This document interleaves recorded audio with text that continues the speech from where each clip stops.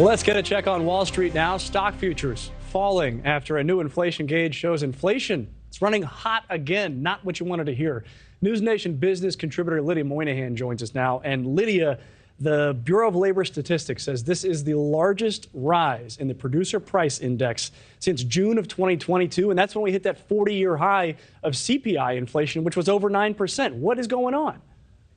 Yeah, it was not a good week for inflation data. So today we got the PPI, the producer price index. That's basically a measure of what retailers and manufacturers receive for raw goods. And so it's seen sometimes as a leading indicator of what we will all be paying down the line. We were hoping for 5.4% year over year. We got 6%, way hotter than expected.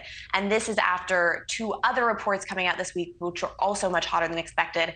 The CPI report came out Tuesday, hotter than expected. Retail sales, hotter than expected as well. So we see futures not happy about this. But I do want to note, I think the Federal Reserve has been very cautious about how they've phrased everything. They've said it's not going to be a linear path of reining in inflation. We're going to have some bumps along the road. And that's clearly what this is. It is lower than last month, but it's not the dramatic decrease that we wanted to see when it comes to inflation. Well, and last month, Jay Powell, the Fed chair, and the Fed, they decided, hey, we're only going to raise the Fed funds rate 25 basis points as opposed to the 75 we'd been seeing. So could we see a return to another higher interest rate hike? Because clearly inflation's not done with us yet.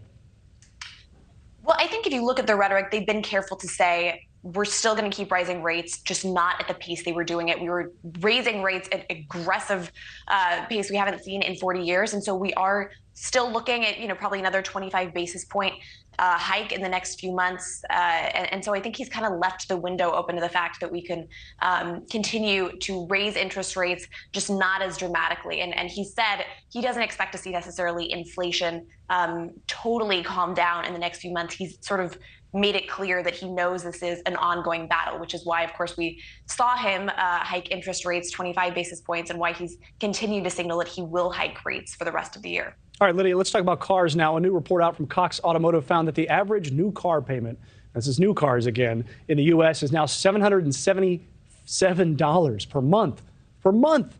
That is rent in some towns. Are we at the point where buying a new car is just out of reach for the middle class?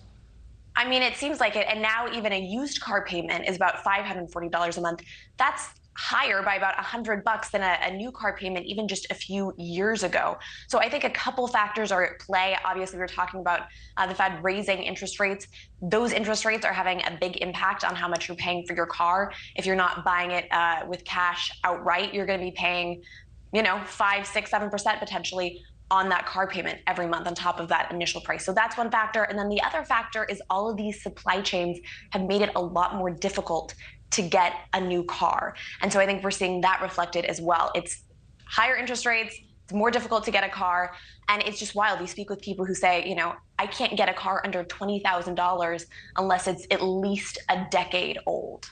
Yeah, I know that feeling. Hey, if you got that $300 monthly payment, hold on to dear life to that. Lydia, thank you very much for your time. I appreciate it.